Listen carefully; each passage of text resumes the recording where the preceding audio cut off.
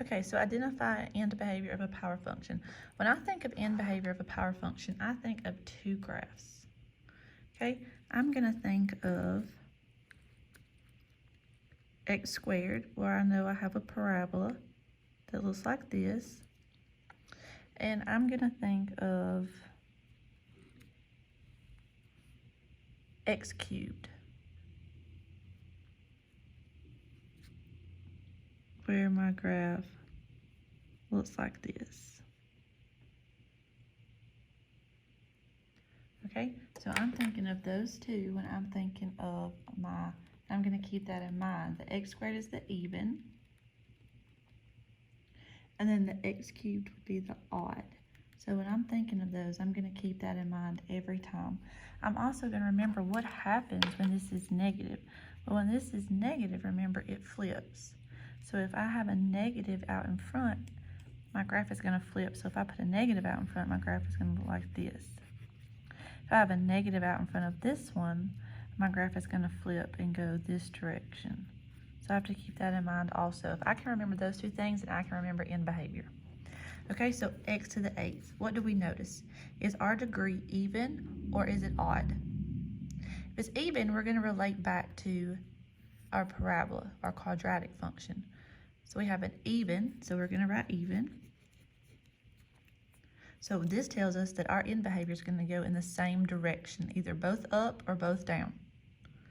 Okay, is our constant positive or negative? Well, there's like a 1 in front of this, and that 1 is positive.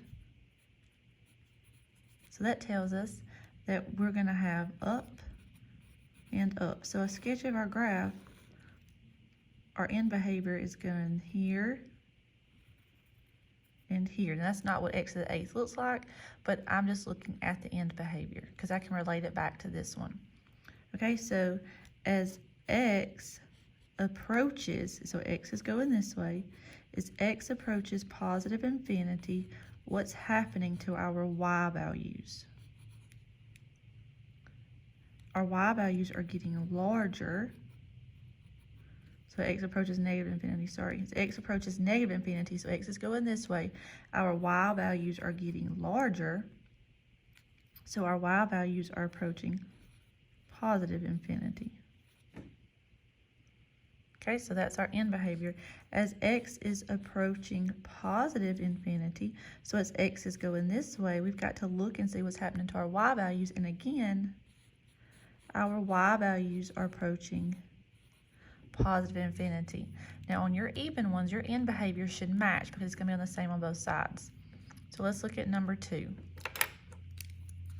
First, is it even or is it odd? So we're going to look at our degree and it's odd. If it's odd, we're going to relate back to the cubed function. Okay, and then there's a negative in front. That means it's flipped, so we're looking at the one in the pencil. So we're going pencil, we're looking at that one. So look at our end behavior here. I've got a graph that's going to resemble this. It's not going to be exact, but remember, I'm just focused on the end behavior. I'm just focused on this part. Okay, so as x goes to negative infinity, so x approaches negative infinity, our y values are going what? What's happening to our y values? And they're going up, they're getting higher, so they're approaching positive infinity. Okay, so let's look at the other side. As x approaches positive infinity, so x is going this way, our y values are going down, so our y values are approaching negative infinity. We've got one more we're going to look at. So first, even or odd, and it's even. Positive or negative, and it's negative. So we're going to relate back to this parabola. So we got a graph that's going to look something like this somewhere on the graph. And again, we're just focused on end behavior. So as x is approaching negative infinity,